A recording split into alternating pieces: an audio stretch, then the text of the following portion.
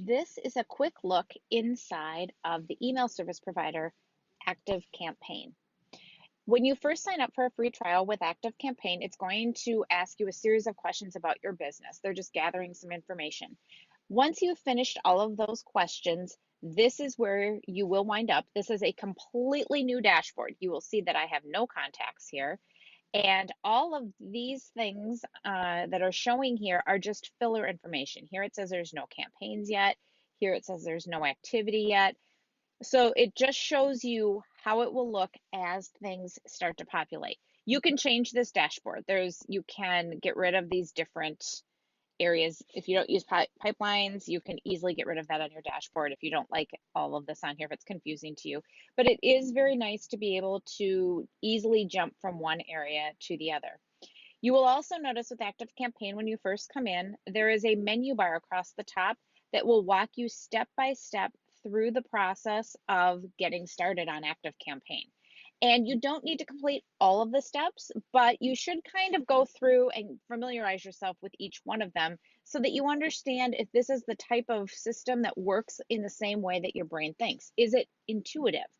There are many email services out there.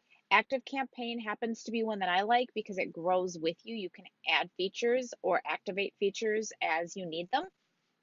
But if it isn't right for you, then you're not going to get in here and do the things that you need to do to emails sent out. So you'll need to make sure that ActiveCampaign is the one that speaks to you before you sign up to use it. Don't use it just because I'm showing you the inside and you think that you've got an insider's view. You want to do this. I'm going to do this for several email services and I want you to be able to see what they all look like.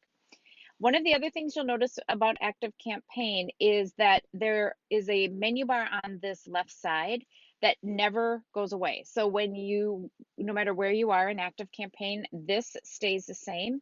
You might get a few more features, but you will at the very least see these icons as you move through so you can get anywhere you want to from wherever you happen to be. But as you are starting out, you'd want to go right across the top here and start with create a list. Here you type your list name, your website URL,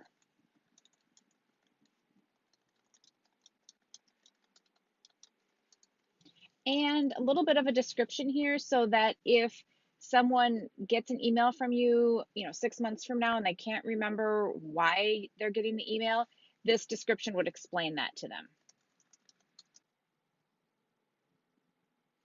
And just like that, you've actually created your first list. It's that easy. So now here's your test list. You have nobody in there, but then you'll go back out to your dashboard and you'll see you have completed your first step. Now get a list is gone and it's going to explain to you how to import your contacts. We're gonna continue right across the top. We'll import a contact. I want to show you how to create a campaign, but first we need to have at least one contact in here.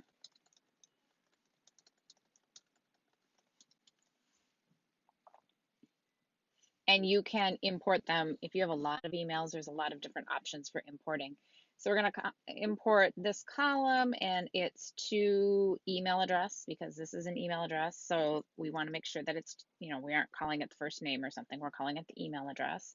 We're going to add it to the test list that we just set up and we're going to say import now. Go. Okay, we'll go back up to the dashboard. We're going to go to for some reason it still says import, maybe because I didn't actually do an import. I just added one name on there. But we're going to move here to create campaign. Now, when this bar isn't across here, we'd go over to this create a campaign button, and I'm going to do that. We'll call it a test email. And I'm going to do a standard email, which would be the same thing as a broadcast. So the broadcast email would be something that goes out to everyone on a particular list at the same time. Your weekly content, for example, would be a broadcast email. An automated email is an email that might be part of a launch sequence where they get an email and then a couple days later they get the next email and a couple days later they get the next email. You can also set this up with if-then statements. So if they don't open an email, then you could send them a different email than if they did open the email. So that would be automated. Autoresponders are for thank you pages and welcome emails, things that happen automatically. And then the rest are self-explanatory. You can do split testing. RSS is to do with your blog. And then if you want to send out like a birthday email, you could do that here. So we're going to send this campaign to the test list. And in ActiveCampaign, a campaign is the same thing as an email. Each email service has a little bit different way of wording their different areas of their sites. So here are all of the templates that you have access to.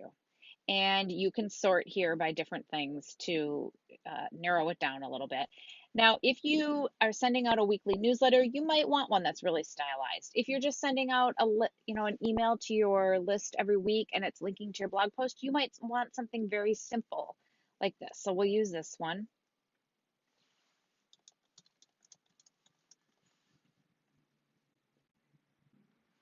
And what I really love about ActiveCampaign is it has a very good mix of drag and drop and customization.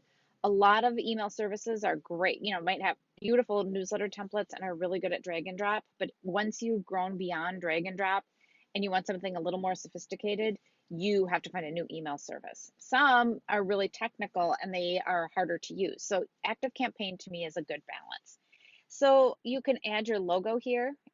You'd upload it doing the image. This is pretty standard. You just click on the picture and then you'd upload your image. Okay. And that would be your logo.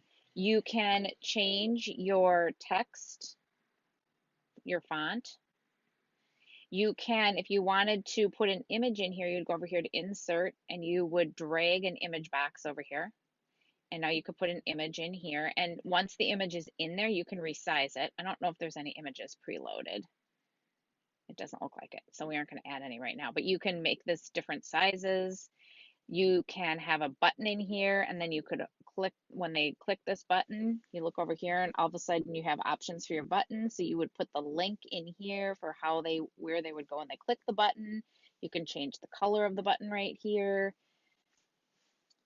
You can, let's see, what else could we do? We could put a video in here if we wanted to. You'd put the URL if it's on Vimeo or YouTube. I don't necessarily think that's always a great idea for deliverability, but you can do it if you want to. And then to get rid of these boxes, you just go over here and you delete these. And you'll see there was all kinds of options there too. You drag over a line break if you want one. So this is a really easy, very easy way to set up your emails. You can make them, as pretty or as plain as you want and fool around with those different templates. Then when you're done, you go to next when you're all finished. And then you will get this screen. You can change your subject line here if you want to. If you want to add some pre-header text, let's say you have Gmail, for example, and you maybe have noticed in your inbox there's a bold, the subject line is in bold, but then there's some non-bolded text next to that. That might be a little bit of an addition to the subject line. You can add that in here. You can change your from address here if you don't want it to go from this address and you want it to go out from another address. You'd have to set that address up first in your setup screens, but you could change it here. Here's where you make additions to your list or change your list. All kinds of different options. Then down here for scheduling, you schedule it either here, it turns it on to be scheduled, or if you're going to send it out right away, you leave it on off and you just would click save and exit. Okay.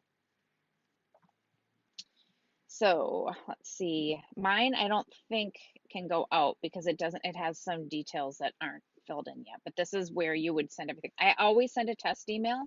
When you send a test email in ActiveCampaign, this email address and this email address have to be different because it will not send a test email to the address that it just came from.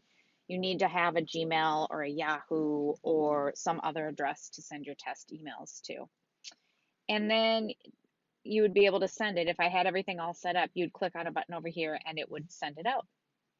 And now you'll see here it is in the campaigns. And I had fooled around with another email, so there's two of them here actually. Now if we go back out to our dashboard, you'll see now the box where it said to create a campaign is gone.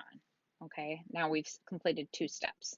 Again, I don't know why this import contacts is still here because I did import 1 contact. So That is just the insider's view of ActiveCampaign. You can see creating a form here is extremely easy. It's very self-explanatory. I'll click in here just to show you quick.